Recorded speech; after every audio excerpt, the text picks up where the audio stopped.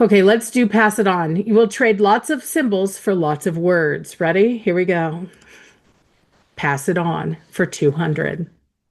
Breathe. Heredity is the science of how genes are passed from parent organisms and expressed in their offspring. Some traits are passed in a very specific way called Mendelian inheritance. This is when a gene has two possible expressions, one a dominant trait and one a recessive trait. Each parent passes an allele containing the genetic code for one trait or the other, meaning each organism ends up with two alleles, one from their mother and one from their father, that code for a single trait. In the case where the two are different, only the dominant allele will be expressed. Freckles, for example, are dominant. If a person has one allele for freckles and another that codes for no freckles, the dominant freckles will be expressed. What can be inferred about someone without freckles? Okay, before we move on, I want to talk about this passage. You might be saying, Kate, this is a really difficult passage. And I say, yes, but I included it for a reason. The thing about the GED science test is you don't have to have that much memorized, but it is a reading comprehension test. But when it's a reading like this, and you know nothing about this topic, you probably feel like you're drowning if you've never learned this before. But I happen to know that this concept, heredity, very commonly comes up on the GED. So I wanted you to read about it the first time with me so you can get a little background knowledge. Background knowledge increases your reading comprehension because if you already know something about it, it's not so hard to read it. Okay, so that's the goal right now. So if you're feeling overwhelmed, it's okay. We're trying to get ourselves some background knowledge. Okay, so let me back up though. Did this passage even make sense? Let's start with traits being passed. Do you understand what I mean when I say traits or genes are passed from parent organisms and expressed in their offspring? What do you mean characteristic? Yes. When I talk about them being expressed, I'm talking about your characteristics. Like it is expressed, I have blue eyes. So whatever my genes say, the expression, the thing you see is blue eyes. That's the characteristic. Yes, gorgeous. So I say a gene, when we talk about Mendelian inheritance, we're talking about a gene that has two possible expressions, two ways that it could look in a person. So a great example is earlobes. There's two ways earlobes can look. You can have an attached earlobe where it's not free hanging, it's like attached to the side of your head, or you can have like I do, a free hanging earlobe. That's a case of Mendelian inheritance. There's only two ways that gene gets expressed. Either your earlobe is attached or not attached. Each parent passes you one allele. So your parent has two, but they only give you one. So you're going to get an allele from one parent and an allele from the other parent. And that's like a half a gene. So an allele is like half a gene. So it's like I get an allele from my mom for something about my earlobes, an allele from my dad for something about my earlobes, and then together this makes my earlobe gene. Cool. Now we have to talk about dominant and recessive because sometimes your parents both give you the same thing. Like if my parents both gave me a freestanding ear allele, I'm going to have or free hanging ears. If my parents both give me an attached ear allele, I'm going to have attached ears. But what if they give me different? That's what they're talking about here. In the case where the two are different, only the dominant allele will be expressed. Dominant. One of those alleles always wins in a fight. That's what I mean by dominant. So you'll have a recessive trait and a dominant trait. When we're talking about ears, the dominant trait is the free hanging earlobes. So if I have one that's free hanging allele from one parent, but the other parent gives me an attached allele, the free hanging is going to win every time. So it's just like I have secret genetic code in me that you never see. It does not get expressed. And that's why sometimes people, two brown eyed people, could have a blue eyed baby. Or, although eyes aren't really Mendelian, but we hear of people having babies that maybe have characteristics that you don't see in the parent. And that's because it can be like hidden in your genes. Okay. Like, for example, my sons, their father is dark, very dark, and myself dark, and they are light skinned. Yes, and that's actually a common issue where people will assume that kids aren't yours. It happens to me with one of my daughters. She's dark complected and people assume she's not mine. I'm like, I made her. Okay. So I promise, I remember.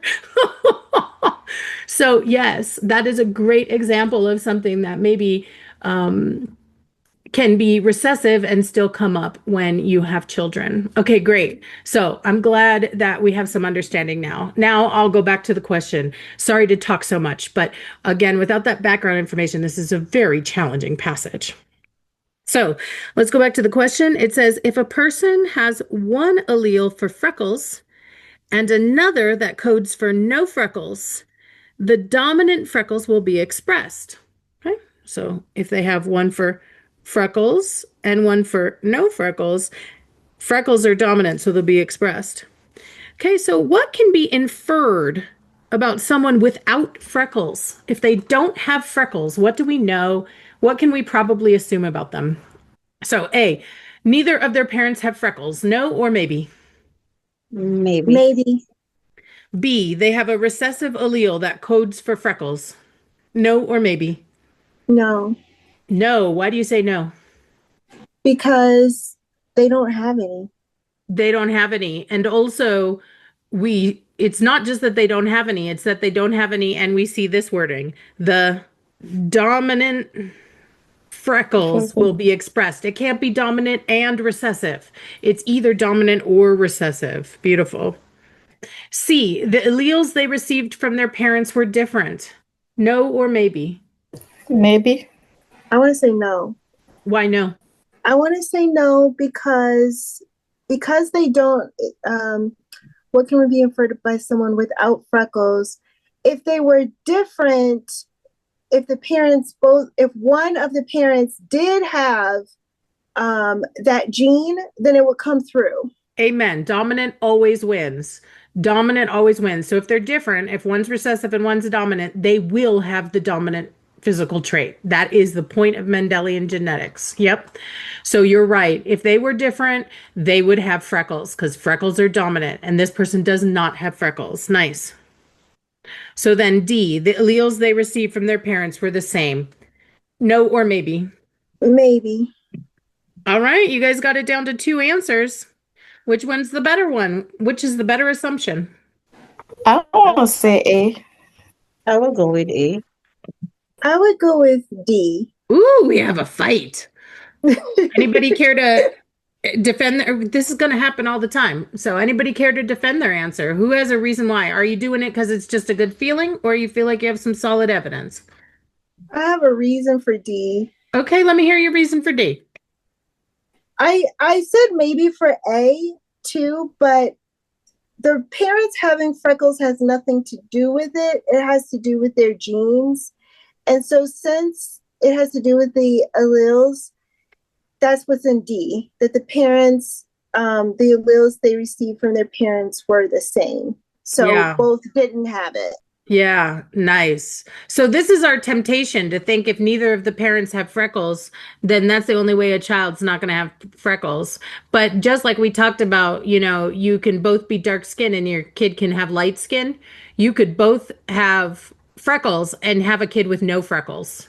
Here's how it happens. If you have two alleles, one for freckles and one for no freckles, and your partner also has two alleles, one for freckles and one for no freckles. Use lowercase for recessive, uppercase for dominant. Both of you guys are going to have freckles, right? You'll both be freckly, but you have both kinds of alleles, so you could pass either one to your kid. So if you both happen to just pass this one, no freckles and no freckles, even though you guys both have freckles, your kid will not.